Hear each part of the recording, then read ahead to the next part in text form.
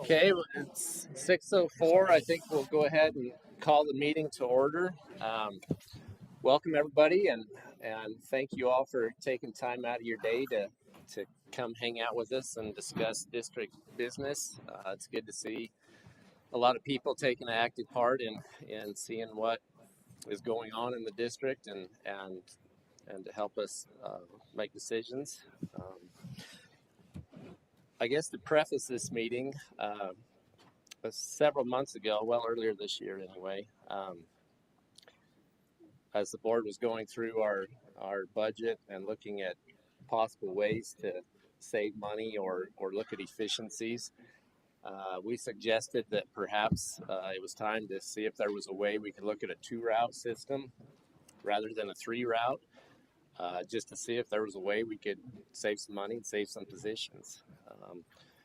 I think we kind of felt like we needed to explore every avenue that we could to make sure that we weren't stepping over any dollars or that there wasn't some savings to be had. That being said, we've had a couple of work sessions with transportation. We've had a couple of options. They've provided us with some more today.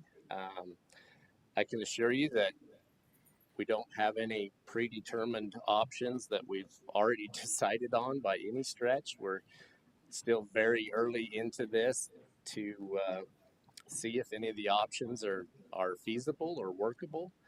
And the short answer is if we don't see something that looks like it is workable, the right solution may be just to keep doing things the way we are.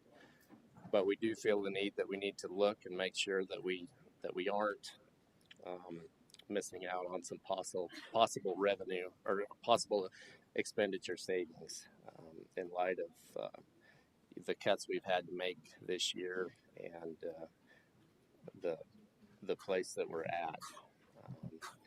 And so I've received a lot of emails. I apologize for not getting back with all of you, but I can assure that I read them all.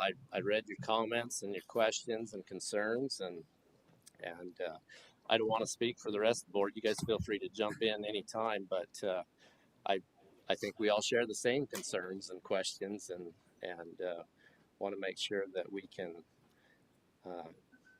take a look at these proposals with an open mind and see if they're something that we can look at further. One of the questions I was asked was, why weren't these proposals submitted with the agenda for the board meeting tonight so we know what's going on?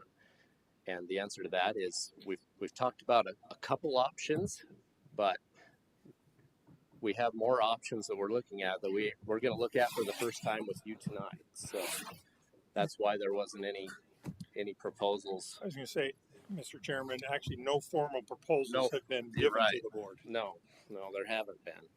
There's been a couple options talked about in our work sessions, but there have been no actual formal proposals for us to consider with all the school stop times so that's what we're going to look at tonight, discuss as well as the full day versus half day kindergarten. And so there are public patron comment forms over there. I think what we'll do is we'll have our discussion. If you have comments, questions, if you want to fill out one of those forms, we'll probably take a brief recess before we do break for our business session. So after we've had our discussion, if anybody has any questions, comments that we didn't address or that you'd like more information on, we would be happy to talk about that then. And so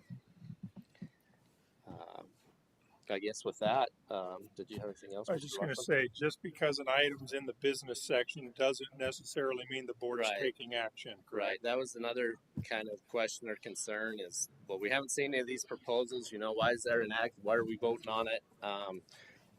That's the way, for open meeting law, the way our meetings are set up. Usually if we have discussion items, we also list them in the business section so that if the board does feel like there's enough information to make a decision, then we're able to do that.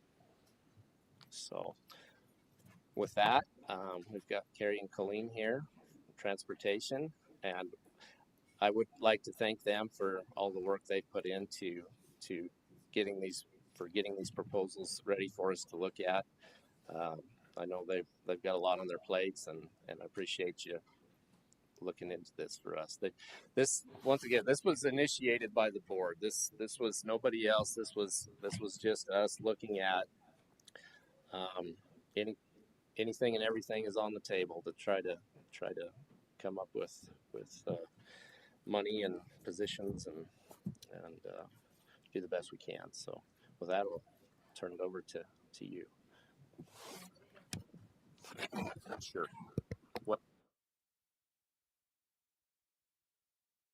you will need a microphone though, please.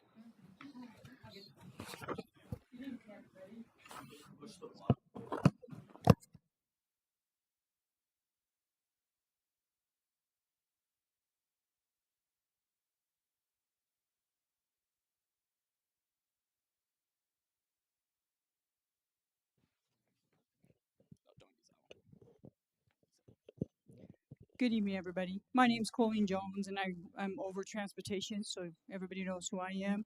I have a driver trainer with me tonight. Her name's Carrie March, and we kind of put this proposal together. We first wanted to thank our board and Mr. Larson for the opportunity to do this. The board came to us a couple of months ago and asked us what it would look like. We've been racking our brains, trying to get through the end of school, trying to make things work with everybody. And so we have come up with some different options. So we will present those to you. As everybody knows, there's been cuts in our whole district. We have sent out an email through the whole district that if anybody wants to come work for us, they're more than welcome to come down and talk with us about a job, because we have no cuts in our department. We could use bus drivers if anybody wants to come down. So, so everybody knows about that.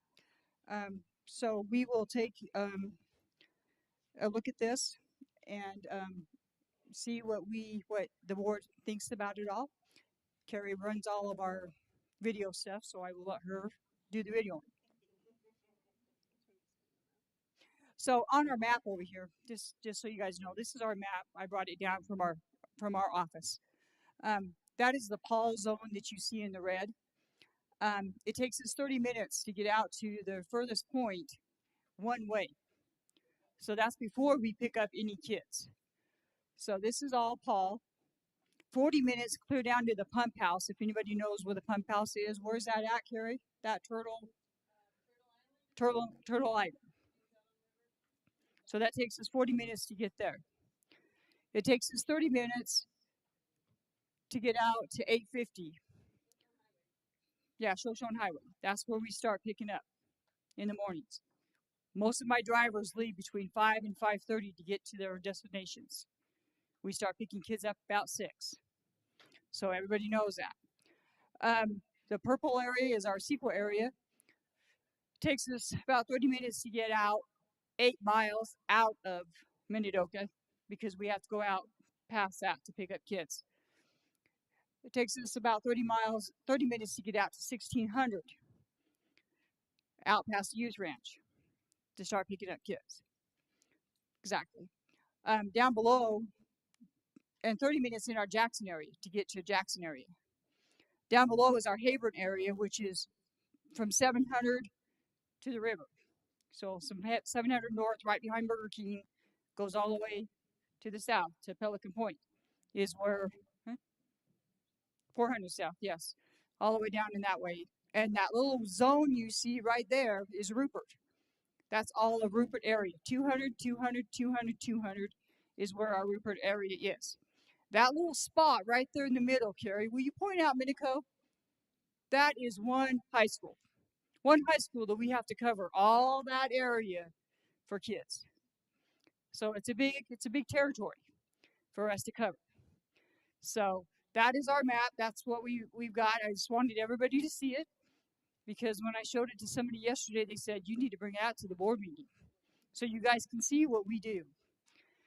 And I think Mr. Larson was a little shocked today too when we showed him this. He was going, man, we got a big district. Yeah, we do have a big district. And it's an awesome district to work for. So anyway, so Carrie's going to run our busing thing here. Thank you. Okay, so I'm going to squat so I can see my screen.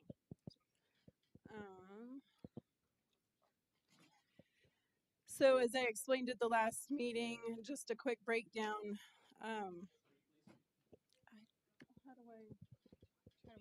It's a new computer. I'm still learning.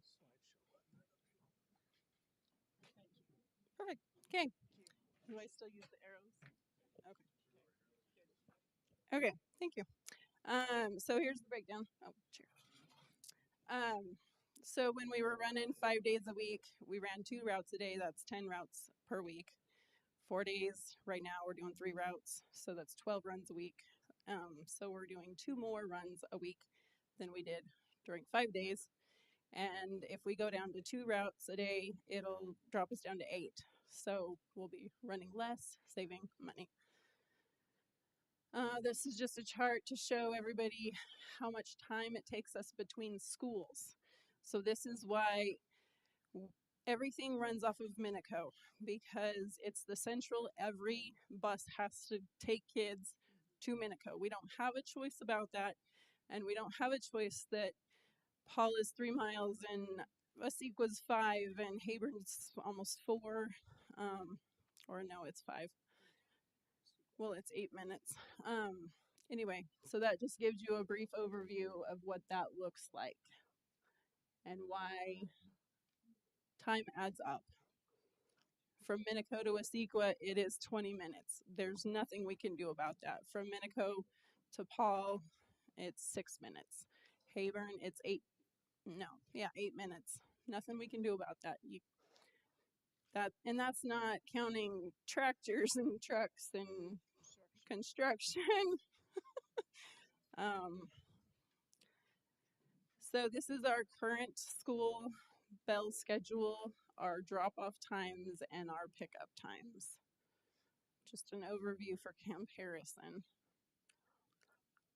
So we came up with an idea because before there was lots of complaints that this school gets out before that one, the teachers get to leave, these teachers have to stay, yada, yada, yada. So we were trying to figure out a way where it would be fair across the board. Minico gets out, East and West get out at the same time. And then all of the elementary schools will be released at the same time. So that was what spun this next idea. That's where this came from. Where'd it go? This is option A, and it says proposed, but this is the first time anybody's saying it other than Colleen and I.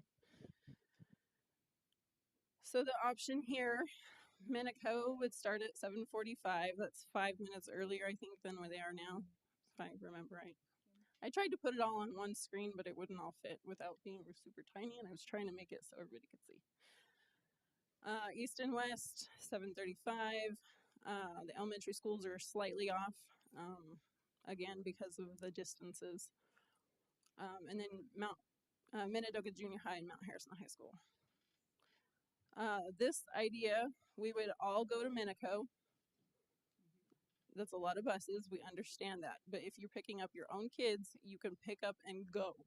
You don't have to wait for kids to loiter around and figure out if they're gonna get on their next bus, or if they're gonna walk, or hang out with their friends, or get in a fight. Anyway, so I'm trying to stay on track. It's hard. It was a lot. Anyways, this is option A. Option A. So we would go to Minico, pick up, jet over to the East and West, 4 o'clock, and then go straight to the elementary schools, 4:15, and schools would be empty. The high schoolers, junior high and elementary, would be getting home at the same time. You're not going to have to worry about your little kids being home alone anymore. They're not going to have to walk from the bus stops, which are going into effect regardless of what happens here tonight, there has to be bus stops next year. They're gonna have to walk a couple blocks to get home. Right now, we're getting complaints that they have to walk a block. It's just the way it is. We're short staffed, underfunded. There has to be changes. So, this makes it so your little kids have big kids to go home with them and help them. Parents don't have to worry.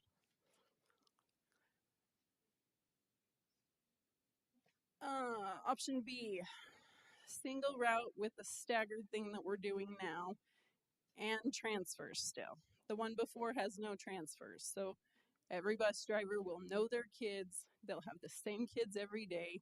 They'll know if your kids are going to the right house or not. This still has transfers.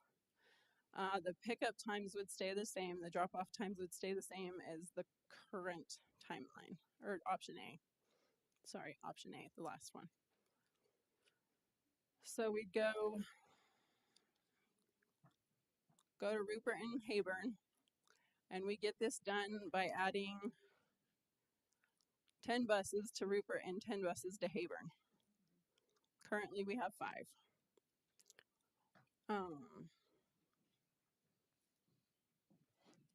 Take Rupert and Hayburn home first, and then we would have to go to the junior highs, the Mount Harrison and Minidoka Junior High, and then Minico, or East and West and Minico, and transfer kids at Paul and Asequa. Paul and Asequa are still getting out at 3:45, 4 o'clock. Whenever you decide to release, we don't care. This is when we can show up. If the schools decide to do something different, that's on them. As a bus driver showing up, fighting parents to get through the parking lot, please release them 15 minutes before we get there. I'm just going to throw that out there. So school would get out at 3:45 for Asequa, or 3:30 if you want. I don't care. This is just when we can show up. Option C. This is our current schedule, but starting earlier. And the reason we're throwing this in there is because it takes me an hour and a half to pick up those kids in the morning, and I have 45 minutes to take them home. We are trashing the buses to get that done. And that is expensive. So giving us a few extra minutes makes a world of difference. So this is the same schedule, just earlier start times. D, what was this one? Oh yes, some people had the great idea that we should pick up elementary kids and drive them all the way to Minico, pick up Minico, and then take everybody home. This means that those little kids are on a bus, not in a school where they can go to the bathroom or have interaction or supervision for an extra 30 to 45 minutes. So what that would look like to appease those people is this. I don't even know. So that is option D. That's option D. You want me to leave that up there a minute? I'll leave that up there a minute.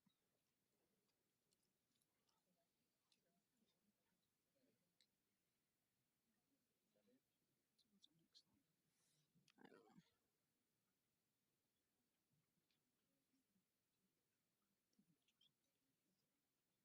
Is everybody done with this slide? Everybody done? We good? Okay. So this was the cost comparison we shared last board meeting. It shows the differences between what we're spending on a 2-run versus a 3-run and the 160,000 minimum savings. Understand that hood. So we're replacing. So this year, because of the roads that we have had, and we've had a lot of repairs on our hoods this year, we have to replace at least 4 hoods. So that $26,000 that you see right now on hoods, we won't have that hopefully next year. So that's going to bump up that 160 higher than what we got, just like those lights. Those lights were an issue this year, so we had to replace them. So you have some of that stuff that will bump up next year on our savings, on our 160 on up. So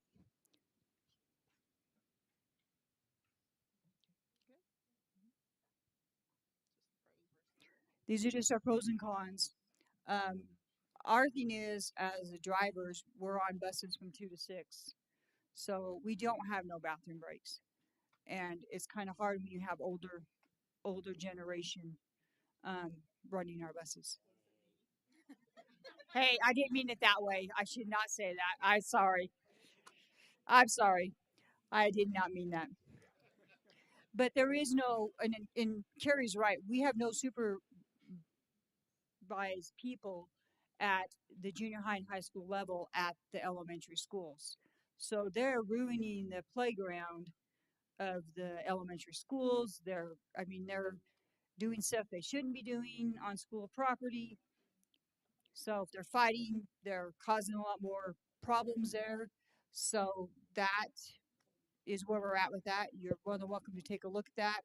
Do you have anything else to say on that? Yeah, there you go. So our Bus Right app, if nobody knows what that is, you need to know. It's been spread through Facebook and Remind and everywhere else. It is the parent app. You can track your kids on the bus. Well, you can track your kid's bus. This is the map that shows where all of our kids are on that map. So that is the spread, just so y'all can see. We're going everywhere.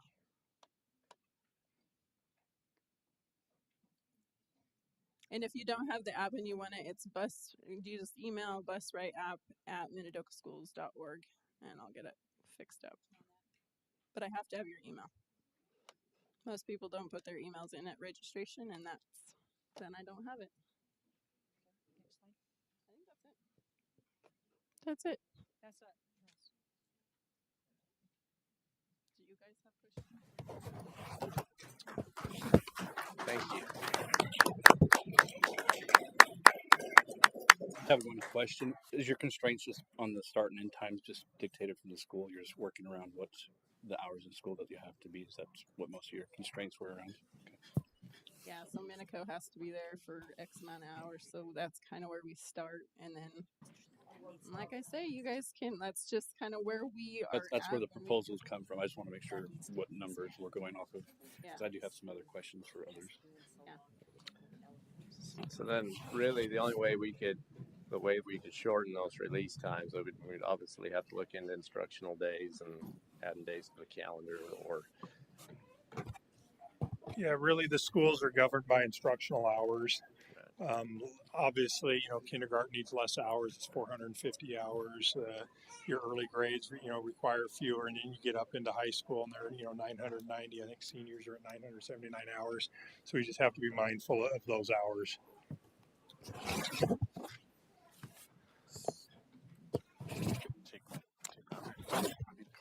So my question is regarding, obviously, looking at your guys', you have their start times of schools, but what are we looking at for like kids on the bus? Like, what is the time schedule on, hey, we picked this kid up at 6. What time does that kid get home? Did you have any of that information based off of what your different options are? Depends on which one you choose. Which way we go. Currently, the elementary kids are on the bus for usually no longer for an hour. There are kids that are too far out and we can't get them home in time, so they ride for 2 hours currently. Elementary kids. Okay, so you're talking about even with the current early release, they're still staying on the bus the entire time. What we're doing right now. We don't have enough time to get them home.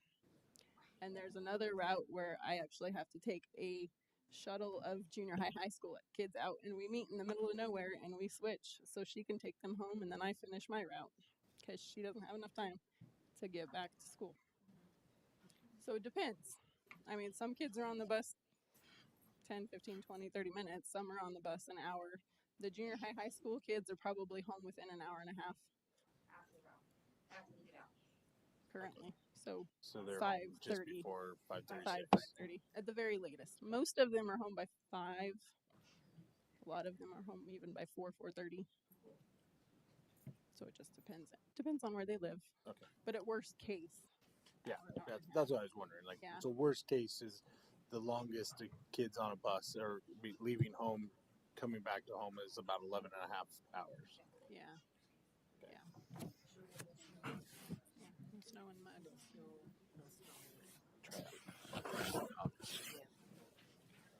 Yeah, obviously weather pending. Yeah. And tractors.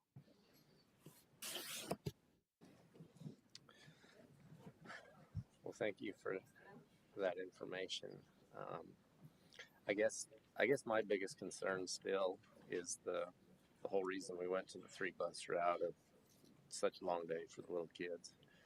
Um, that was probably the number one. Mary remembers when we were on the board when we went to a 4-day week. That was probably the number one concern we had was the extended days for the younger kids.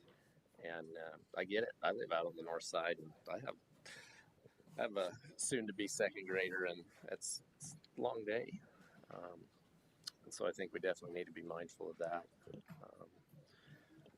And I know that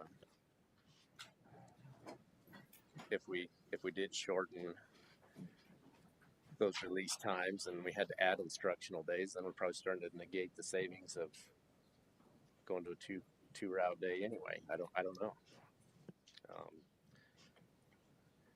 Like I said, we're just getting into this, and so there's still a lot of unanswered questions, and that's the reason we're having this meeting, is to kind of talk through some of this and determine if any of this is feasible or workable, or if it's something. And obviously, getting late enough into the summer here now already that maybe if this is something we want to try to pursue, maybe this is just a thought. Maybe we try to put together a transportation committee that would be led by the superintendent, and maybe have some representation from all the different groups at the table, with transportation, obviously, with administrators, with parents. I don't know. I guess I'd see what the rest of the board's thoughts are. I don't want to speak for any of you. I like that proposal, and I think it's a little late to do it this year, because I mean we just got out of school, and I think it's personally I think it's a little late this year, but I could see us trying to do it in August and putting a committee together from all different of our areas, and coming up with some brainstorming and give us some proposals, and not only for that, but the budget proposal. I mean, we definitely have a budget problem, and it's got to be savings too. Yeah. So, along with that, I think Mr. Larson could help with that, especially with the budget end of it. But that's a feeling that I have actually kind of got from some parents, and that's what I'm going to put out there.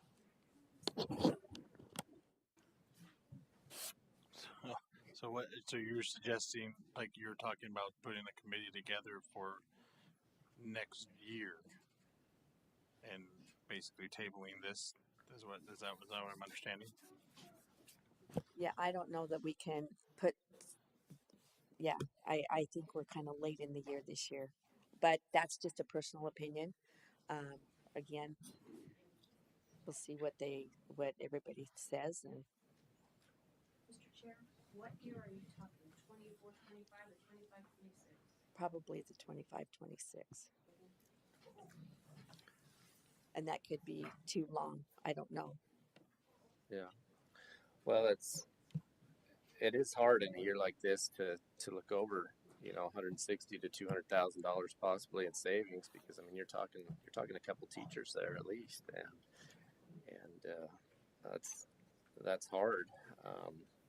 But that being said, um, I just don't know that we're there yet on finding a feasible, a feasible, workable option. Um, I don't know, without delving into things a lot further to make sure that our staff has equitable time between the schools, and that there's just anytime we go to rocking the boat at all with all these bus routes and release times, and it's very complicated in order to make sure it's equitable and workable, and that we don't have, you know, that we're, I guess, trying to be as minimally disruptive to these kids as we can, um, and yet make sure we're still, trying to be good stewards of the finances.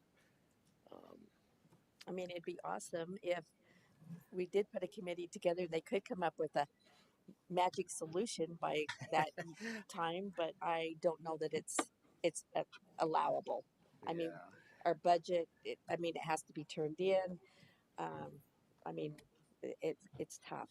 yeah, We and have deadlines along with everybody else. So I asked Mr. Larson to actually expand a little bit on the budget, like the timeline. So that's kind of out there. If anybody understands where we're at on the budget, yeah, why we're somewhat trying to have some of these discussions. So the budget is due to the State Department next month, and we'll have our budget hearing later this month. In fact, I think we just got the proposed budget into the paper to meet the notice requirements, and then that'll be discussed really next board meeting. We'll have the budget hearing first, and then the regular board meeting after that. But then we send it to the state, and that's been a challenge when we realize that there's a loss of revenue from this year and previous years going forward, and cuts have had to be made. And so, we were looking at all areas, and I know that's why the board had suggested, let's look at transportation as well, and what can we come up with. And, really, Colleen and Carrie, thank you for putting this together. I know that took a lot of time, a lot of effort went into that. And there's just, I guess, so many moving parts to it. I've tried to wrap my head around it in conversations with Colleen, and I don't understand it all. Even our local safety busing, in Rupert, we don't want kids crossing the main highways or railroad tracks or whatever the case may be. So we provide stops for them, and then when you go so far out, you pick up that outermost student, and then you work your way in. It just takes a long time, and I'd be open to any suggestions on how we can make this better. absolutely. Yeah, looking at the map, you can see our district is just a monster geographically to get all these kids, distributed to the schools. And over the years, as we've lost drivers and consolidated routes, they've just gotten longer and longer and longer. And yeah, by all means, if you know of anybody that is interested in driving a school bus, why please come talk to us, because that would help out a lot of our transportation lengths of time, and would help these ladies out greatly. So Chair. Also, I think maybe we have pickup points. Maybe something can come if we put something together. Maybe some of the parents are willing to do a pickup point, and especially out there in the outer our outer area, that would help our bus drivers. And of course, then it's back onto the parents to get them to that and make sure that they're all on the bus and that they're there when they come back. So that's just something else that we could throw out there, but I I know it works in other areas, but I don't know if it would in ours. yeah, I guess, Mr. Larson, would you feel comfortable in trying to lead a committee possibly in the future to maybe look into this a little further? Yes. mean, you need something else to do too, right? Well, unfortunately, Colleen knows where this is going and where she's familiar. I mean, I'm going to rely on her a lot, but yes, we can do that. And honestly, the answer may be there is no answer. This may be the best. This may be the best solution. What we're already doing. There, we may not be able to do better with it. And but I think as a board, like I said, in lieu of the cuts and kind of where we're at right now, we just feel like we need to look at all options. So with that, should we move the discussion on to the half-day kindergarten? And then, like I said, if you do have comments or questions about the transportation routes or where we're at there, go ahead and fill out a form, and then before we go into our business section, we'll have a comment period. I guess, do you want to kind of bring everybody up to speed on what full day kindergarten costs, what we're looking at, what kind of savings there is going to half day, your thoughts? Well, I don't have the exact number. Daryl might be able to look that up for us, but really the state provides for funding for half-day kindergarten. They don't provide funding for full-day kindergarten. And so, again, I stated earlier, that's 450 hours, is what's required. And so when we looked at the budget for next year and what we had to do, and we were, I can't remember, 4.5 million, short of in revenue for next year. Really, we were looking at 93% of our budget was going to salaries and benefits. And I can't think of any business that can operate with those costs just on personnel. When we have, our maintenance department and we still put money into transportation. The funding formula in Idaho is really difficult at best, but we do get reimbursed for transportation. There's things that are 50% reimbursable. There's things that are 85% reimbursable. The things pertaining to the bus specifically, they're generally 85%, but that's still 15% that the district has to cover, which usually comes from discretionary funds. So really what we're looking at, being, 4.5 million short in revenue for next year. And those are things that really, the ESSER monies, the fund balance that we don't have anymore, the one-time money we got from the state from switching from enrollment to ADA. We just lose all those, and so really we had to make some drastic cuts. The biggest way to impact and make a difference in that deficit was to look at staffing. And when we look at staffing, we're overstaffed as a district. And really no fault of anybody other than, we had extra money. Minidoka County, all the districts did. It's just depending on what did they decide to use that on. Minidoka used a lot of it on staffing. Those were those ESSER dollars that the districts have had for the last 3 or 4 years. With those coming to an end, we just had to make some drastic cuts. So I met with administration.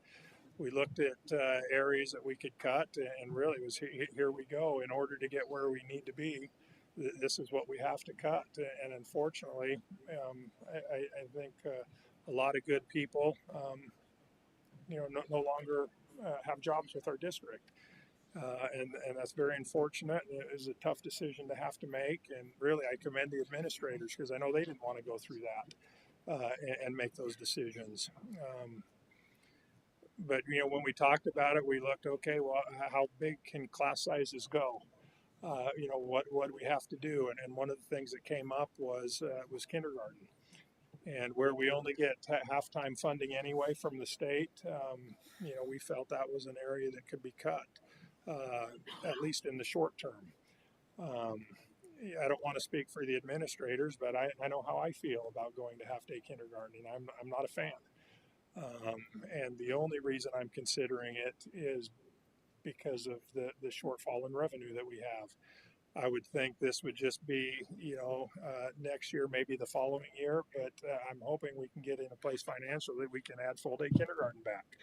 I think that when they're young, when students are young like that, and if the education's good, and I'm sure it is in this district at that level, that has a great impact on their future and just their education, and they need that while they're young.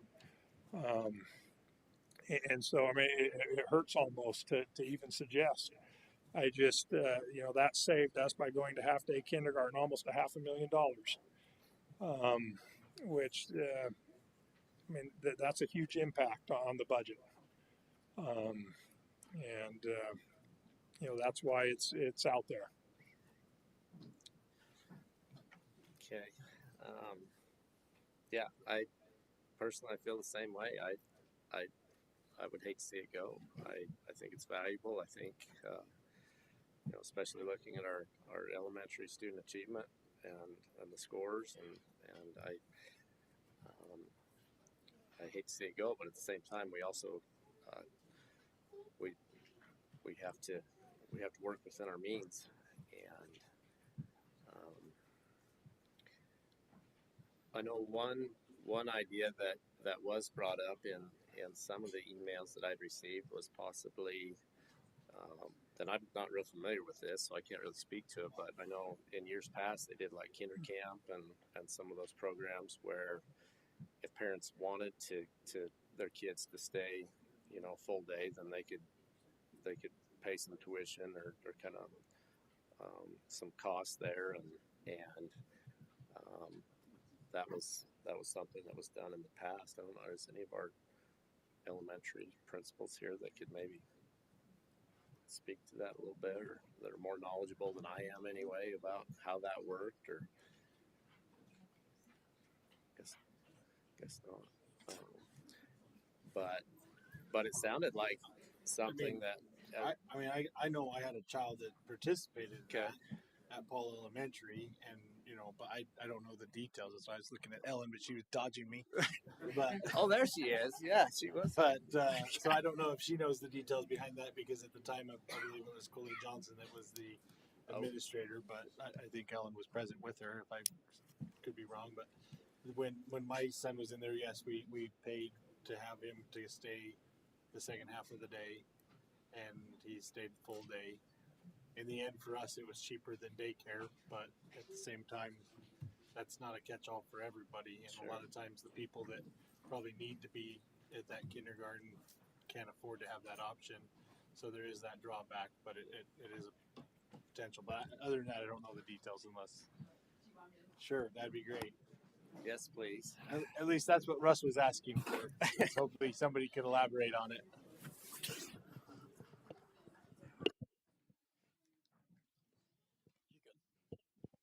So I was, I guess, honored to be able to walk into a really high functioning kinder camp at Paul Elementary. I know that wasn't necessarily the case for the other elementary schools.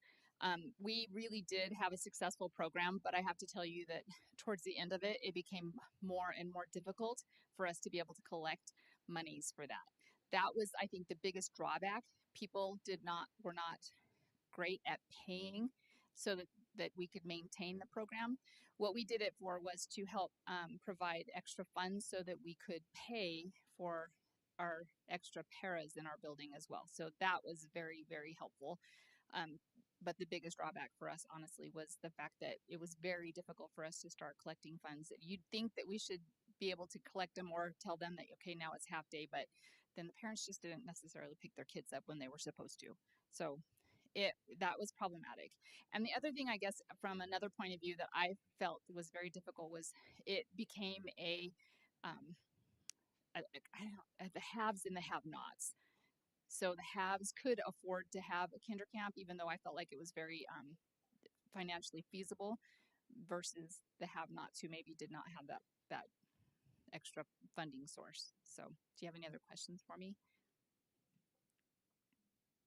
There were some questions about like Title I funding and being able to use them. So you have to be really careful about the para that you use to be able to be that support person and the teacher that's in charge of that as well. I guess my question is, what's your? Do you think it would be feasible to look into, or do you think it didn't work out as well as you'd mean, is it worth looking into? I guess is the I think gist that of would what be I'm saying. definitely a great conversation for the elementary admin to have. But like I said, I know that they've had some issues at the other 3 elementaries that it was not as successful as it was at Paul. Gotcha. And so I would love to have those conversations with those admin to find out why. Okay. But I know at Paul, we could definitely make it work again. And I know one of the reasons why we also had that, it wasn't as big of a have and a have not situation for them, is because we also had the migrant kindergarten also afternoon program. But we haven't had that in our federal programs funding now for a few years. And so that's not part of our budget. So we don't really have funding for the migrants to be able to have that. So that helped the gap between the haves and the have nots. And that worked really well for us. Gotcha. But definitely, I think that would be a great conversation among the elementary admin. How long did the program run for before? I believe I've seen paperwork starting it to be around 2011, and we did it up until COVID when we had full day kindergarten. So yeah, it was very successful at Paul. Okay. In fact, we had a surplus account so that we could help pay for an extra para too, which helped provide the extra half day para for the kindergarten, and as well as an extra half day para that person could be used during the day for intervention programs. Okay. I would have a couple of questions. I think I was here when that was in process, and I know some of the other ones didn't care for it. One question is trying to collect money on those. I mean, already there's a problem with our food service collecting money from parents.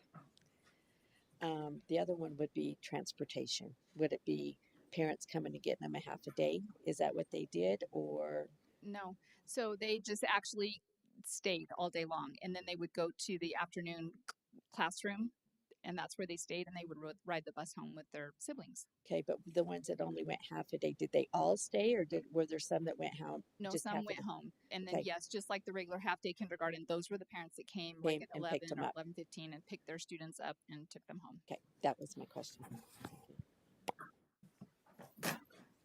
Did anybody else have any questions for Mrs. Austin while we have her cornered up here? Okay. Thank you. Thank you. Well, in reading through some of those emails I'd received, I guess it kind of sparked my interest of, if something like that was feasible, maybe it could try to make the best of the situation. But maybe it sounds like there's some issues with that as well. So I don't know if that's a possible solution or not.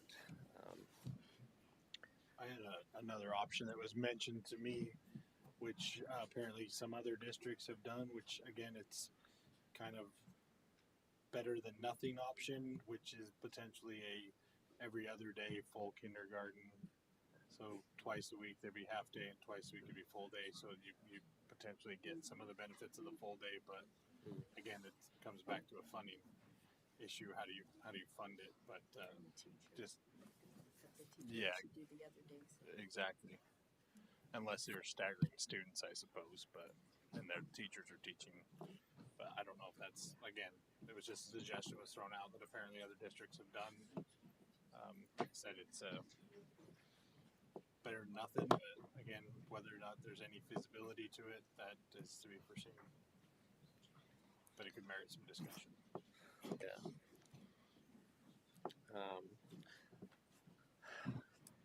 Well, with that, does anybody else have any other comments or questions for Mr. Larson or for the business manager? I had a few teachers send me emails that were out of first grade. They did not feel that the half a day kindergarten was any different than the full day kindergarten coming in as far as the grades and helping the students any. But again, that was only a few. Um, they said there was more behavior problems than anything as far as the learning portion of it. But again, that was so it'd be interesting to see what the first grade teachers thought of it compared to before and now. Okay. Um,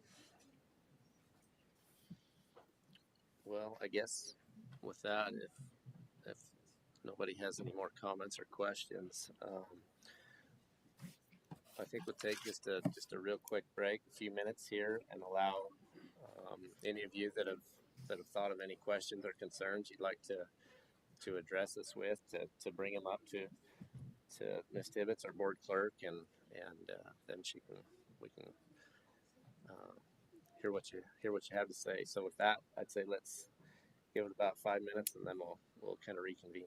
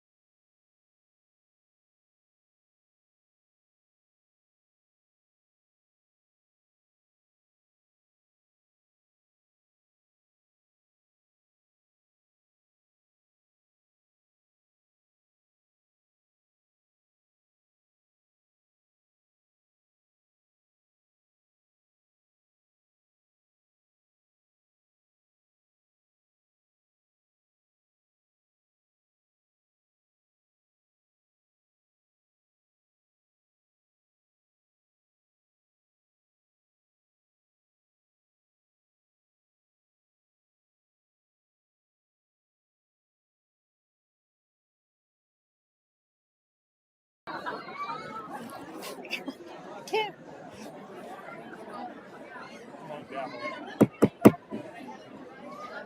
I hate to hit that thing too hard, but okay. And as I go through these names, I know some of these were turned in earlier, and so if your questions have been answered, well, I just say, you know, I'm good.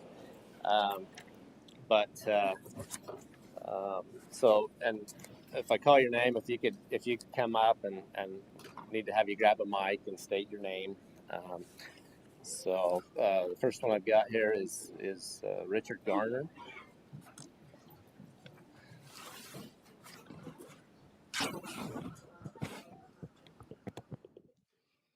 I was hoping not to be first. Yeah. My name is Richard Garner. I'm from the Asequa area. Just a couple of, I guess, clarifications, questions. You mentioned, as you mentioned, that transportation was refundable, but reimbursable. But we're having this discussion that we have a budget shortfall. That was one thing I guess I didn't understand. Is it a percentage wise? Um, of the transportation, or how?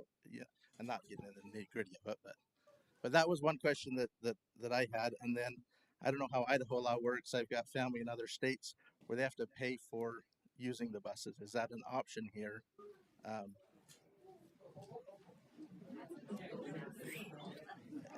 the I don't know. and this comes from somebody who I live 20 miles north of town, and I drive my kids to school every day and pick them up because of the timing of it. And so I mean that's one thing that's my own that's one thing we've noticed of other family members we have in other areas, that if their kids want to use the bus transportation, there's a fee that they have to do. The other thing that throughout all of these, when we had the discussions of shorter days for the kindergartner or for the elementary schools, all that, I think it's important that we remember the district's job is to educate the kids. It's not a daycare. The madam who was giving the presentation mentioned that they get a lot of calls about their kids are having to be home alone, or that they have to. I think you guys all have the goal, just like every administrator and every teacher here, to keep our kids safe, and you guys pick safe ways to do it. But when they get to those safe places, I think it does need to fall back onto parents to be responsible. And so I think it's important that we don't muddy our budget decisions based on whether or not, um, we're providing daycare for certain people. Um, the, uh, the one thing I figured out on your bus ideas, they mentioned they're picking their first kids up at 6 a.m. And then under some of those proposed things, they're not excusing those elementary kids till 4. So if it's starting at 7:30, that's an hour and a half before the school starts. So that would be an hour and a half after school gets over. So we're asking these first and second and third graders to go to school for 11 and a half hours. I don't work for 11 and a half hours. I don't function. That was one big concern. Uh, One fix that maybe you could look into that, and this comes back on, I'm speaking out of both sides of my mouth, but would there be an option of doing a kind of an aftercare program where a couple of the faculty would take a duty, and you would have kids in the gymnasium in the wintertime, or outside in the warmer months, where they're doing activities, but the bulk of the kids who are pickup kids can leave at an earlier time and not have to do those 11 and a half hour days. But yeah, that was kind of my thing. But really, it was the funding of it. Is there other ways to get funding for busing?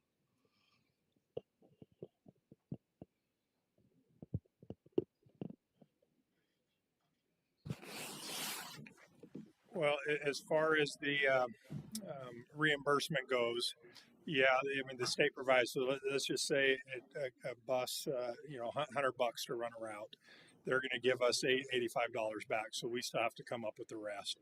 And again, that's out of our discretionary funds that can be really used for anything.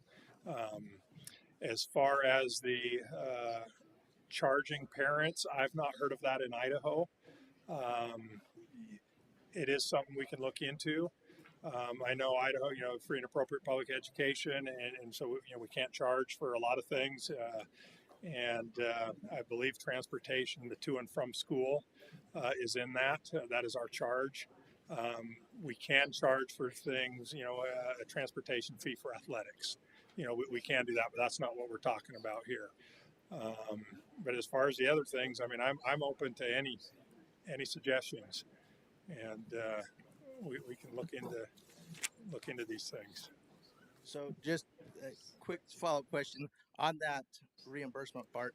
That the savings that we're projecting, the $165,000, is that the 10 or 15 or 20%, or is that the entire bulk of it? So Daryl, can you answer that? So just for a little clarification on this, back to step one piece here, sorry. So the reimbursement, it is an 85 or 50% reimbursement depending on what the expense is. That reimbursement is not seen until the next year. So we have to cash flow that 100% in the year that it happens. As far as your, remind me of your second question, sorry. Is the follow-up. Oh, the 160, yeah. So the 160 there would just be the reduction in mileage, gas, repairs. It's just a full-on reduction because of the use of the buses.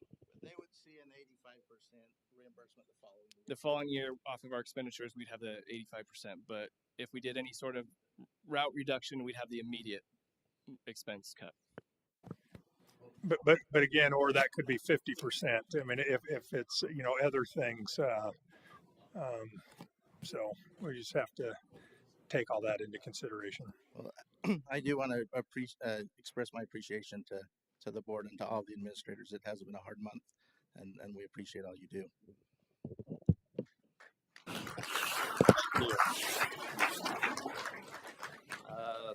Reese Nybar.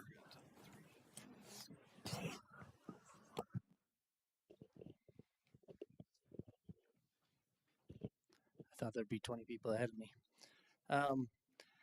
I guess I don't have any real direct questions, but I just had a couple concerns that I feel like by me addressing to you in person and then the people here and the people online can hear that they're not alone. I feel like starting off, like to see that this meeting was about the busing and half-day kindergarten on Facebook. That's kind of all the information that I saw. So I've had teachers call our family and tell us what's going to happen and what schools are maybe going to go longer, not longer. So we kind of all have to stew about this and guess what we're going to hear about. And then we come here and we see on this TV that I don't know if anybody can read what those proposals are. Are those in a PDF form that we can all download before we came to this? Okay, thank you. So anyways, I just feel like the information flow, like that should be something that we see as parents and teachers, a week before, so that if we had any ideas or things to think about or ask questions, that we could do that. So more or less just the transparency and that flow of information, I feel like could be much better. I'm a Paul dad. I live way out in the country. My kids would be like that gentleman, to 6 on in the morning and off at 5:30. I won't have my kids go to school in the school district if that happens. I feel like, and I'm not alone, I have a good circle of friends that have already left the school district and lost faith in how things are going, that it is going that way. And I don't want it to be that way. I've always been a giant proponent of public schooling. But no elementary kid should have to go to school that long. And no kid in general. It seems like 3 years ago we sat in this room and we heard, how the kids don't need to be there as long. We're doing our homework at school, give them more time at home. The test scores will go up with 4-day. And now, we're going to keep them even longer. And I just can't get my head around that. And I guess this would be a more direct question, and this is just from the rumor mill, but if the teachers are being paid for whatever their work day is, when that, which was for me before was 2:45, when that rolls around and my kids have to wait for the 4:15 departure from school, what are they doing? Okay, I feel like our school district is already too liberal in giving of the tablets and here, do this, you're done with your work. I'm not a anyway. So are they going to be handed tablets and go on the playground for an hour and a half by themselves, and hopefully we have somebody good watching them, or what will their education be for the extra time? Well, I think and I don't want to speak for the rest of you guys, but I think what we tried to convey earlier is we looked at the transportation issue to see if there's a way to save money, only if it was feasible. And I don't think that and like I said, you guys step in any time if I misspeak here, but to me, elementary kids getting home that late is not a feasible solution. I live out there too, and I know exactly what you're talking about. And but at the same time, we have to look at everything just to make sure that we're not stepping over something that if we could pick up some efficiencies, or if we could make things save some positions. And I guess I don't know how else to word this, but with I guess I would say a minimal disturbance to our kids, then that's something we need to look at. If we can't, then obviously I don't think we need to go down that road. So as far as the education from 2:45 to 4:15, will it be a normal curriculum or will it be a recess? That is something we wouldn't have decided or know right now. That's something that would be figured out once we figure which option is the best. Is it actually going to be 2 to 4, or we get out at 3:15? They leave. There's a whole bunch of options that haven't been decided yet, which is the purpose of this meeting, of understanding the options, understanding the concerns and that I don't want my kid that late at school either. I want them home so they can do things, other activities afterwards. So it's the concern, understand that I had from parents, that we need to look at the options and find the best choice that we have. So it's unknown at this time. Okay, thank you. Noted. And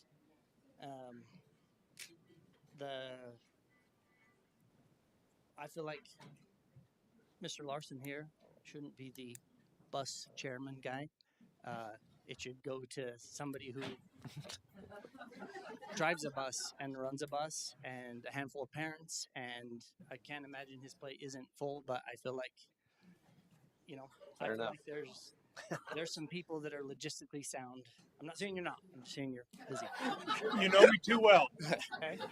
So I just when you said that, and I'm sure he's crushed. All of my faith just fly out the window. Yes. Okay. And yes, I'm a huge proponent of making your kids walk a few blocks. Okay. I've realized that we are becoming a catering society, and that costs money. You tighten that up, and you will save money. And I don't know. I just strongly believe that, and I know this probably. I don't know if this is ever a possibility, and how other people feel that are listening online or here. I wish 5-day school weeks were back. Okay, anybody? I appreciate the day off. Like, there is some, you can take an extra long vacation, and the teachers feel a little bit, I don't know how it tickles them, but I can't imagine that they wouldn't be on board if they saw this from a greater picture. And if there's a handful of teachers that have fought the 4-day and are keeping the 4-day, there's 40 new teachers that are ready for a job. And maybe I'm outstepping my bounds here, but the buses will go back to normal. Kids will go home to families that their parents are, getting off work at the same time, and not empty houses. You're talking about behavior issues. I mean, my kids go to Paul, which is the best elementary in the district as far as I'm concerned, but the level of behavior is rough, and they need an extra teacher. They need 2 people in there to wrangle some of these kids, and I don't have the answer to fix that, but I feel like that might be one of the things that could do that. Anyways, I'll use my back. Thank you. I should mention we do try to limit, or if you could please try to limit your comments to 3 minutes. That's kind of what we shoot for. But I do want everybody to have a chance to get their concerns and questions out. With that, I'd also state that if somebody's already kind of made the same comment you're going to make, just to help save time as well, let that. I think some of it is legitimate. If you hear it over and over, my 8-year-old with some disabilities is expected to be at school for 11 and a half hours. Okay, there's a lot to that. That is my biggest concern. 8 years old, I guarantee half the people in this room do not work more than 10 hours a day. And you're asking my 8-year-old to do it. It's legitimate. And if it has to be repeated over and over and over, it needs to be. It's a legitimate problem. Okay. Justin Mon.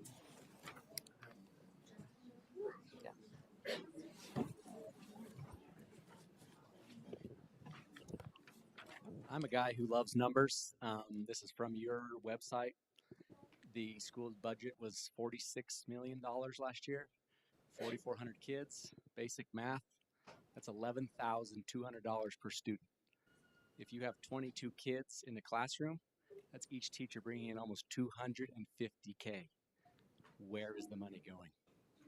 You can go to private school, depending on where we go, for $3 to $4 grand, top notch. They're better test scores in our public school. Where's the money going?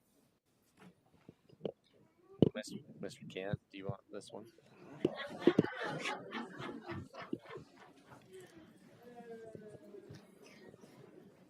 As far as expenditures, our salaries last year were sitting at 95, 96% of all of our revenues. So last year's salaries were taking the majority chunk of all revenues brought into the school district. In all reality, revenues in a business or school district in general, you want to keep it in a maintainable. For schools, that's anywhere from 80 to 85. Everything else goes into your overhead. We have to pay for the buildings. We have to pay for power, utilities. We have to pay for repairs. Sadly, the state doesn't cover all of that stuff and just take care of it every year. So yes, we do bring in quite a bit of money, but quite a bit goes right back out to maintenance and upkeep. Well, and I think one thing we need to remember too was, with COVID, we got a lot of extra money, other things. We hired more staff. We did that as a response to, we hired interventionists, we hired behavior techs, we hired all these people that this money was given to. And correct me if I'm talking completely out of line here, but we were given this extra money the last 3 to 4 years for those reasons, to try to, combat the effects of the whole COVID situation. And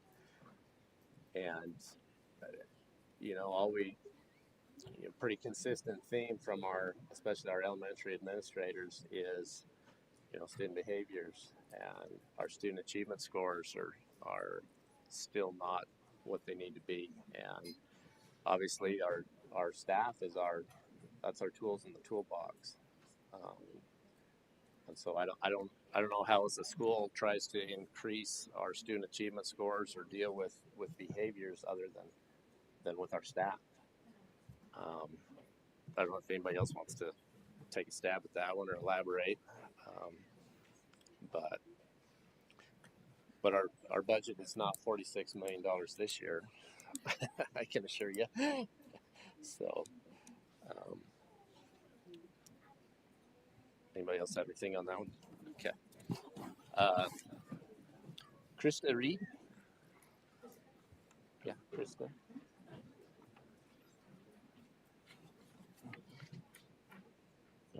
I'm Krista Reed.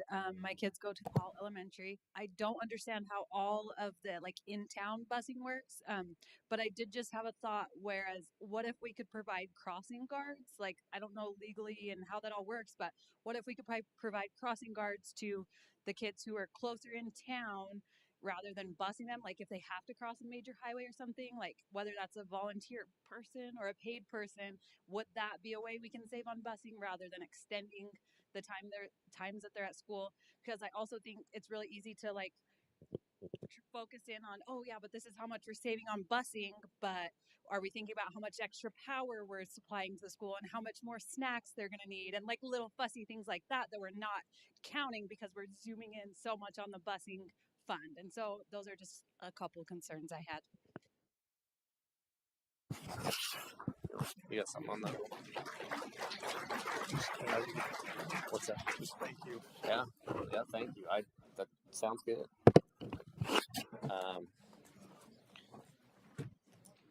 Calissa Cotton.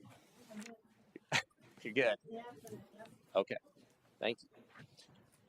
Kylie Bywater.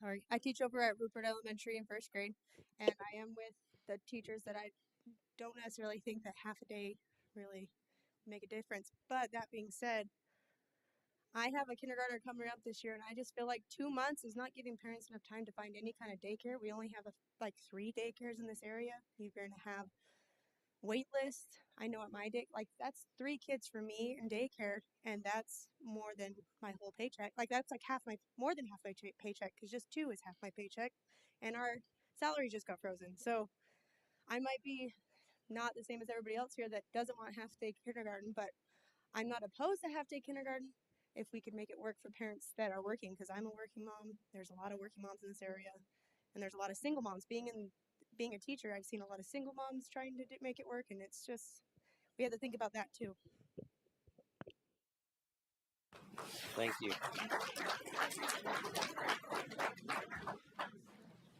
Ruth Kent.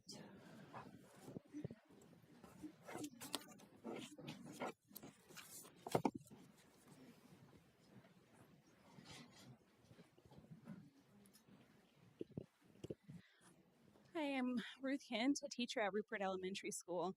I taught kindergarten pre-COVID, just barely hit COVID, and then afterwards taught as a part-time kindergarten teacher, moved on to the full day, and now I'm in first grade as a teacher. I was really excited for full day because I thought we'd see a huge jump in scores. As I talked to the other first grade teachers who have experienced the change of half day to full day, there isn't such a huge change in that. That being said, though, when we did the half day with some full day options, we had migrant money at that point that was also helping with that, and we used referrals for the kids who were struggling to be added into that group. So unfortunately, well, for us, there was hardly any who actually were there because they were paid high being over there at Rupert. It was referred for them to go there for the fact that they struggled academically. And I think that's where we were able to actually make the difference with having half day. One of the things I wondered if you've thought about is, I know we have newcomers, which is a great opportunity for our students who are only Spanish speakers. But I wondered, I know that full immersion is one of the best ways for a lot of students to learn English. I wonder if we could go to half day using maybe possibly some of the migrant fund instead of having newcomers. So just an option. And having students be in that a migrant class for part of the day with those who are also referred over there, and then having them go to a full immersion class also. That would also open up the option for maybe some, if there's some room for some parents to apply and to pay forward, maybe the 15th of the month to pay for the next month and so on, so that they have that opportunity, so that some of, especially our staff who are really struggling financially and they have other kids in daycare, and this is kind of coming really short notice for a lot of people who are in daycare, will have that opportunity to have some students in those classes, because we could use those good kids with to be good examples to those students. So that's one of the options that I thought I'd bring up as a possibility, is to look into that migrant. I know that that could also take away from our summer migrant camp that we have, I guess, or whatever that we're calling it.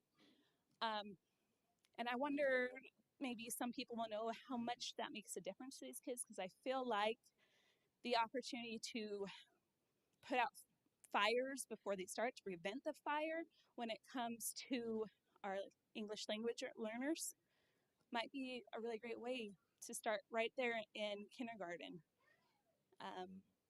Something else I like to say about transportation is we don't give enough credit to our bus drivers. They work incredibly hard, and as a teacher, every day I see them, and I can never do what they do. Never. We are at a really defining time in our community where we can either be really frustrated with where we're at, or we can climb to the occasion and arise and help each other, whether it is carpooling, whether it is the opportunity to maybe help with after school, getting a background check so you can be in the schools after school to help with an enrichment activity with these students, or just being able to understand that everybody who's on board here is only doing their best. And yeah, it's frustrating where we're at financially, but all we can do is help each other. And our community is an awesome community, and I'd love to see us rise to the occasion. Thank you.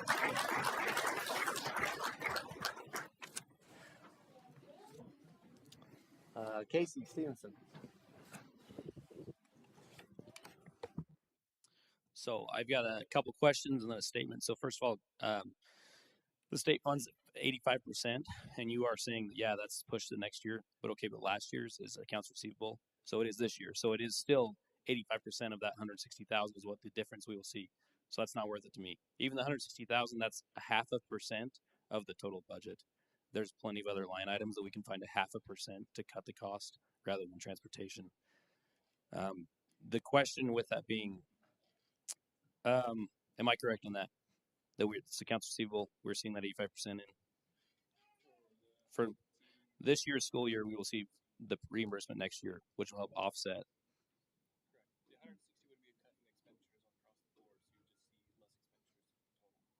Yes, but the following year we'd have 85% less of that 160. So, I mean, Russ, you say you were just going to kick the can down the road. That's not what we're here for. I mean, you want to kick the can down the road. You're going to keep getting comments about this. You want to squash the buck and say we're done with this discussion. We clearly see it's not going to be an issue. It's not going to solve the issue. Then you would see a lot less comments about it. That this is not going to solve our problem. If we kick it down the road, what's next year's budget going to look like? Nobody knows. You're trying to save money for this year and this year alone. Next year is a different story. If you do go to the 415, there's going to be a lot of issues with behavior. If you think it's bad now, you wait till you put a kid in another classroom for 2 more hours. There will be increased sick days. There is a study linked to the stress and the amount of immune system that is suppressed, and you'll see a lot less kids missing school, as well as kids being checked out early because they'll need to get to appointments. 4:15 is very difficult to make it to doctor's appointments at that time, whereas right now at 2:45 they can schedule those appointments. And another thing they need to take into account that's been brought up is the hunger. I mean, my kid gets home at 3:30 right now. You have him get home at 5:30. He's going to be real pissy by the time he gets home.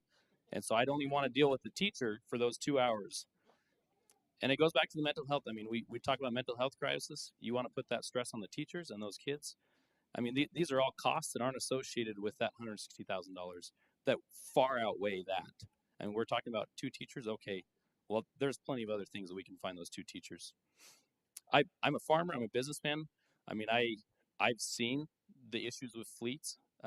We have increased cost as well over the last 3 years. It's really hard for me to say, you guys look at this and say, well, because we went to 3 routes, this is why our costs have increased. Depending on who you look at, 12 to 14% is what they've seen as an increase in fleet maintenance. A lot of that goes back to COVID. A lot of it goes back to inflation. None of it, in my personal opinion, goes back to this 3 routes. your fuel is the very main basic thing. If you want to talk about a labor shortage now, cut your busing hours. You're going to have even harder time finding buses for bus drivers for those buses. I mean, there's a lot of other variables here that we're not looking at. So, I mean, you want to squash the bug, I say you move to just take that off the record, that you're not going to have a transportation committee, and you'd see a lot less comments about this. Thanks.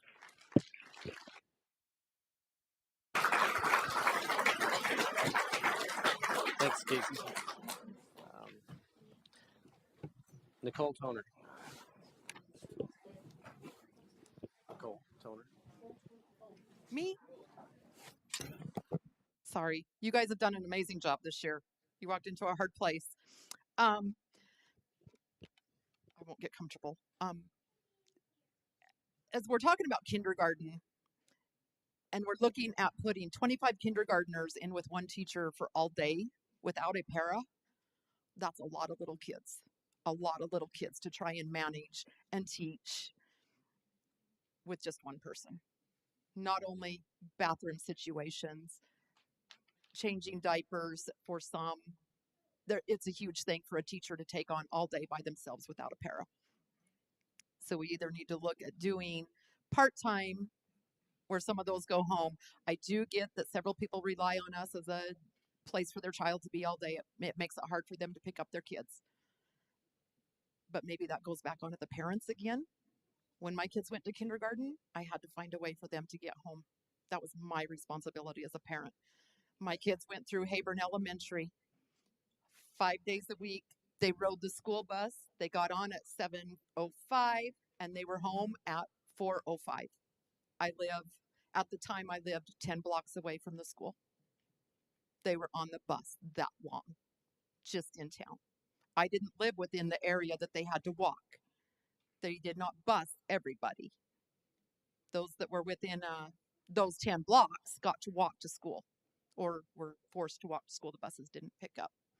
Over the years, bus drivers have tried to satisfy all of the parents, and if they see a child walking, they stop the bus, pick them up. Well, then the next time the parents are, hey, they stopped and picked him up. Guess what? I'm going to have him stand here at the door, and they don't have to, they'll just stop and pick him up, right?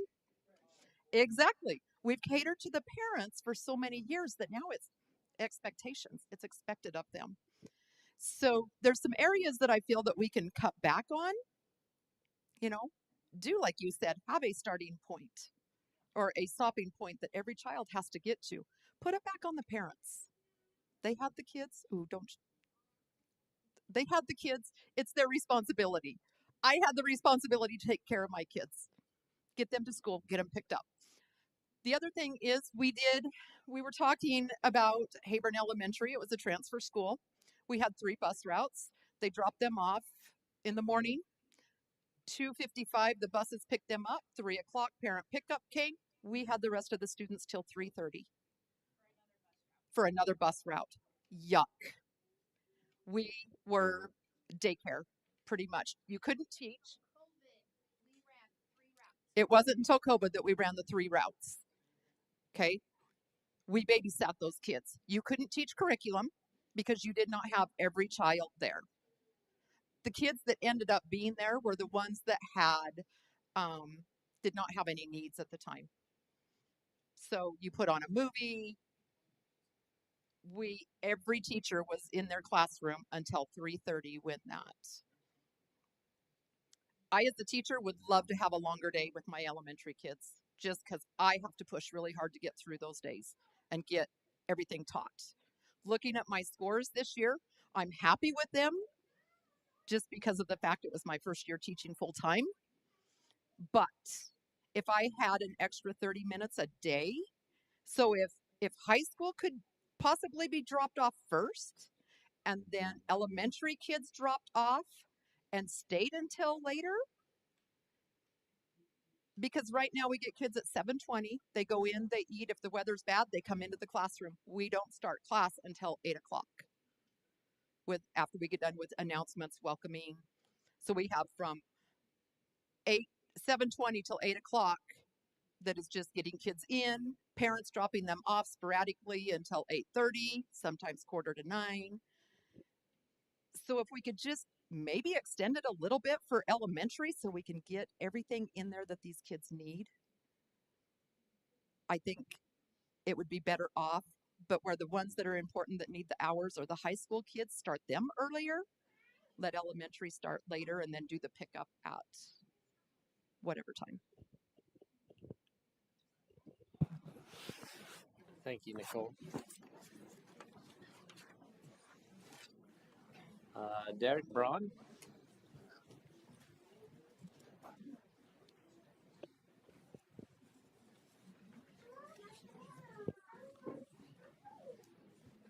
Thank you. A lot of my points have been covered, but so I'll try to make this really fairly quick. Don't worry about that.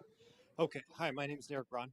I've got two children at Asequa in the 4th grade, and I'm here kind of speaking on behalf of a lot of the parents that couldn't be here at Asequa, as well as just saving time.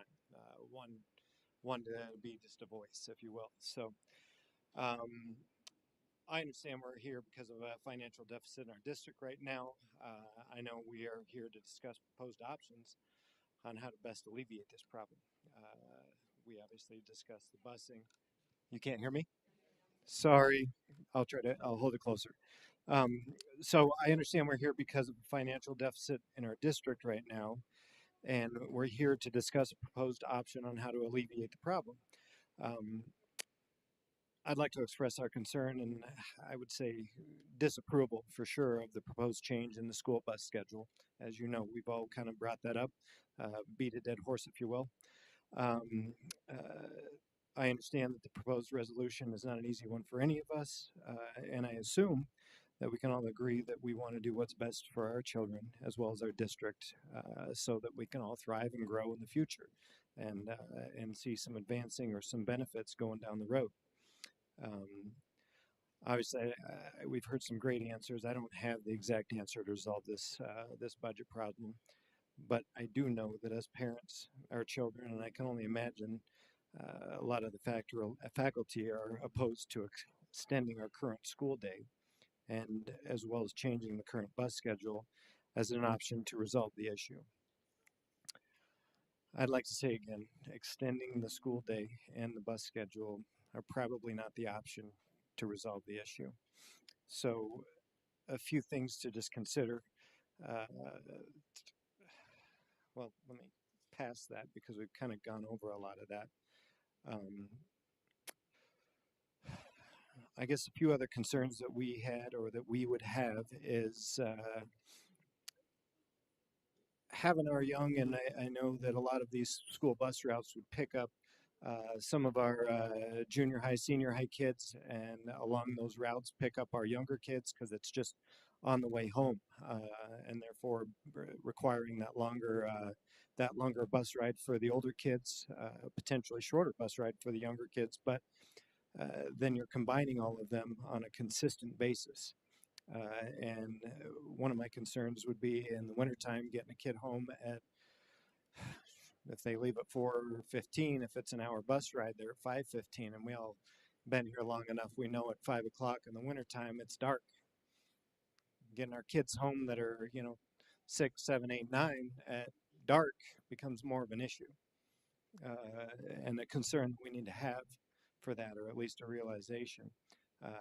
Let alone an hour and a half bus ride with a 5-year or a 6-year-old with teenagers who are talking about smoking cigarettes and doing stuff like that. The more time that they hang out together, the more impressionable they become and the more susceptible they are to these ideas that not necessarily, I'm not saying these kids are bad, we've all done it, but that's kind of why we separate them to a point. So keep that in mind when you're making this final decision. Outside of that, I think that's kind of what I had for us. So, Thank you.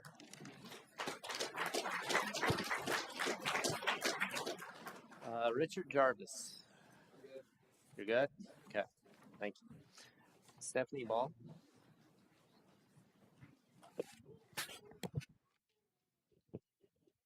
I'm Stephanie Ball, and I teach kindergarten at Asequa. I just wanted to, I know it's not going to change the half day to go full day because of the budget, but I just wanted to let you know something that all day kindergarten has done for us this year. we have more and more kids coming in to kindergarten with behaviors, behaviors that are coming from home, behaviors that we get these kids and we have no idea what we're walking into. One thing that the all-day kindergarten has been able to do for us is that we have been able to focus on those behaviors intensely. We've had many trainings, all the kindergarten teachers in the district have had many trainings on social skills, how to teach behaviors, how to help kids regulate their behaviors, and like so that they're ready to go into that first grade class to learn.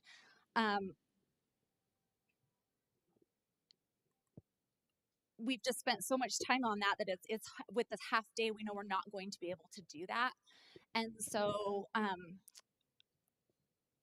when I myself and the Paul and Hayburn teachers have talked to our first grade teachers, they found it really beneficial.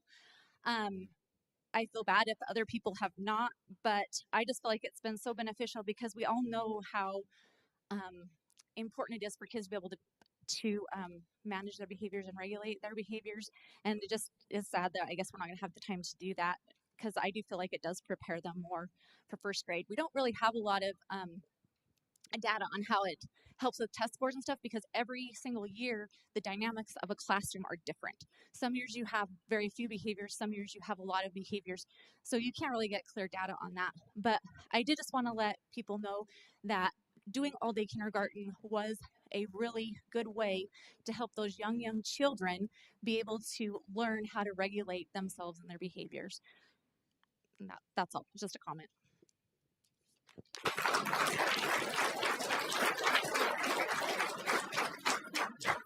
Thank you, Stephanie. That was all the written comments that we had turned in, unless there was any more.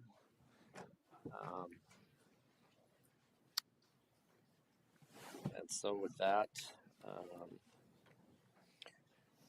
I guess we're ready to head into the business section of the meeting. We'll start off with the transportation routes. I guess what's the board's thoughts? What do we form a committee? Do we just forget it? Did you like any of the options? What's everybody thinking? I guess with the options to understand more, if we do change to 5, if we do just change it and have more days in the year, what are the numbers looking like for that? To go back to, if it's 4-day, but we still only go up to like 3, whatever it is, a shorter day for that, so that kids can get home on time. But that means we have to go more days throughout the year. What does that mean? I just don't understand what the difference would be there, if it's much, or if it's like you said, it doesn't change what we're doing currently, so no need to change. Yeah. I mean, I would say it's kind of a similar thing. I can see the value of a committee, from the talking standpoint of potentially we might be talking going 4 days to 5 days, back to 5 days, and evaluating that kind of stuff and the impact that would have. I know there's some that would just want it to go away, but potentially going to 5 days might be the best route. It shortens the days for everybody. We just have an extra day back to where we were. There is some talk with this new House Bill 571 that proposes the amount of money we'll receive for maintenance from the state. There's been some talk that there might be some stipulations on that, where a 5-day work or schedule might be partially required too, in order to help receive some of that funding. So I think there's some merit into potentially looking into some of those discussions. Like I said, it doesn't necessarily mean, but it's just discussion. So now we have more questions than we have answers. Pretty much. Well, I guess I didn't see any options that I thought looked. I just don't know how they'd be workable for this year, and if ever, for that matter. I think our transportation department's doing an awesome job with what they've got and with what they've been able to do with 3 routes, and I don't know that we're gonna, under the current situation, like you said, short of changing the whole school schedule, I don't know if there is a better way of doing it than what's going on now, and that kind of opens up a whole nother round of questions and things. But as far as dealing with transportation for this coming school year, I guess I'd be looking for a motion one way or the other from somebody. I mean, I would make a motion to maintain the same school schedule for this upcoming year, because I do think that we're kind of too late in the game to try and make such a dramatic change anyway. There's a lot of impacts, and for this upcoming school year, I don't think there should be any change. That would be my motion, to maintain the same school schedule as. I'll second that motion. Okay, I got a motion by Trustee Claridge and a second by Vice Chair Anderson. Are there any other comments or questions anybody has?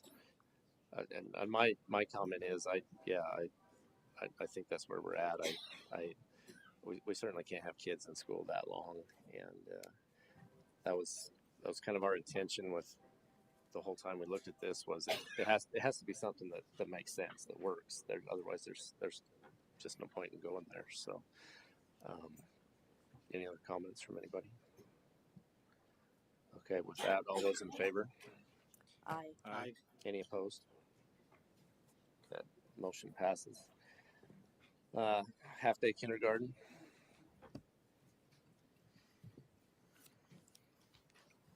Any thoughts, questions, comments? There's a lot of thoughts, questions, and comments. I do too. I hate to see it go. If we can get it back as soon as possible would be the thing, but it's current situation. It makes sense to do it, but to have it back, there's a lot of benefit. I mean, on the lines that you're talking about feasibility, and with the buses, and it's not feasible to make that change right now. To some degree, I'm having a hard time finding the feasibility of maintaining with where the budget is on the full day kindergarten. I mean, I would definitely be open to anybody coming up with any realistic solutions. You know, whether that's outsourcing funding or some of the discussions we've had. I feel like for me, I would love to keep full day kindergarten, but under the feasibility right now, I'm having a hard time seeing how to make that work. I'm an all day kindergarten person too, but again, as long as we can pull it back as soon as we can, I feel like, and maybe there's some other options out there that, you know, we can help out with those kindergarten classes and help. Maybe Boys and Girls Club can help out there. I don't know. Probably not, because they use the high school kids, but as soon as we could pull it back, I would be open to that immensely. Yeah. The longer we can teach them, the better off we're going to be. Yeah. For me, that would even be if it was middle of the year, and I don't know if that's even a feasibility, but you know, if things started coming in better and we see if we had a revenue stream that would cover it. For me, it would be as soon as possible. Well, unfortunately, we have to live within our means, and right now there's not a lot of. I don't know if there's anywhere else we could pull $500,000 from. Without a lot of pain. Really, the only places you have left to make any more cuts would be discretionary spending, meaning pulling all discretionary spending completely from schools. So no paper clips, no staplers, nothing. No staples.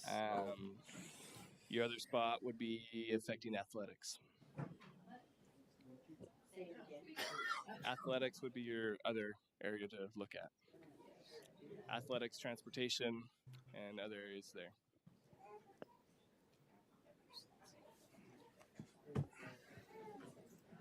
Well, with that, I guess I'm looking for a motion. Or no motion.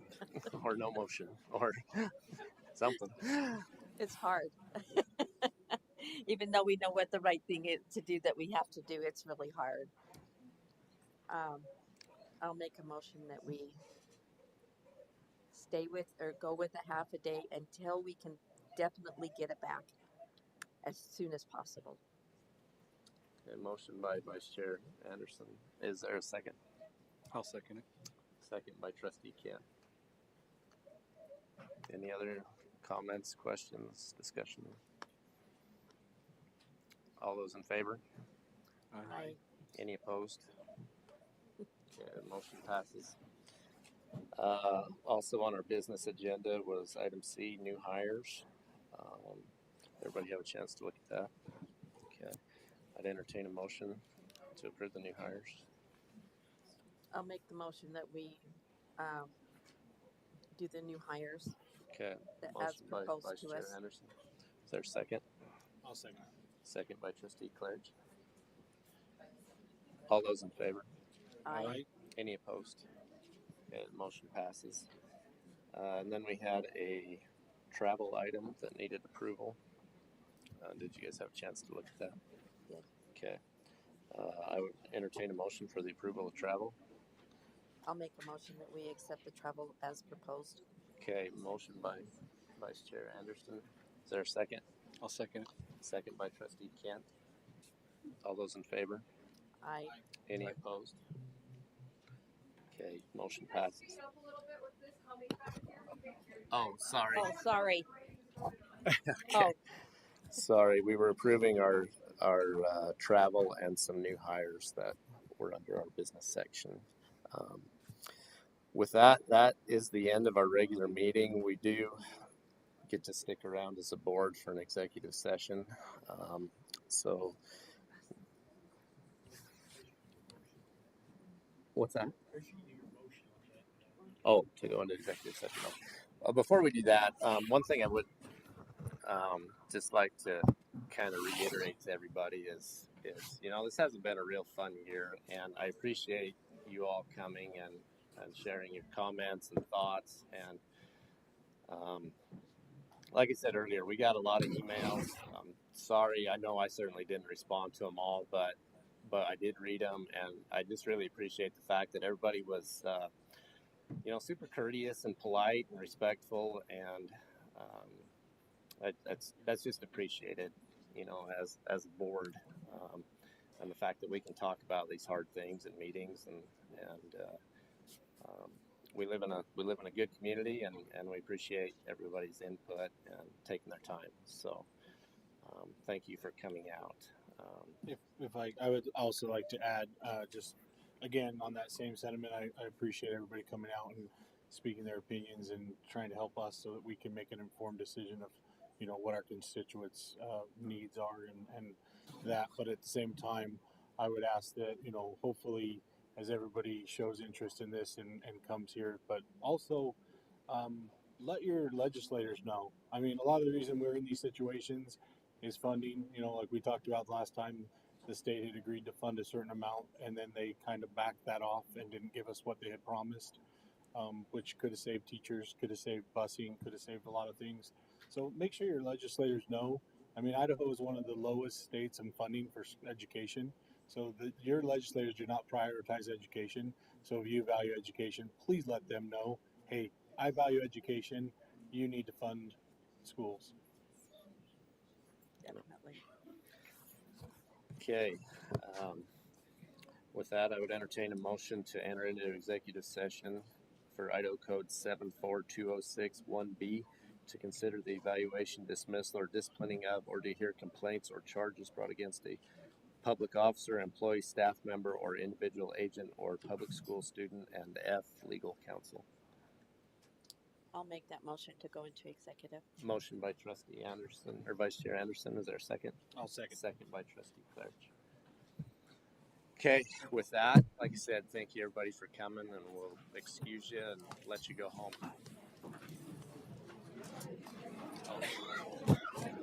Oh, we need to do a roll call vote on that motion. Oh, yeah. Mary? Aye. Rick? Yes. Jake? Yep. Okay, sorry.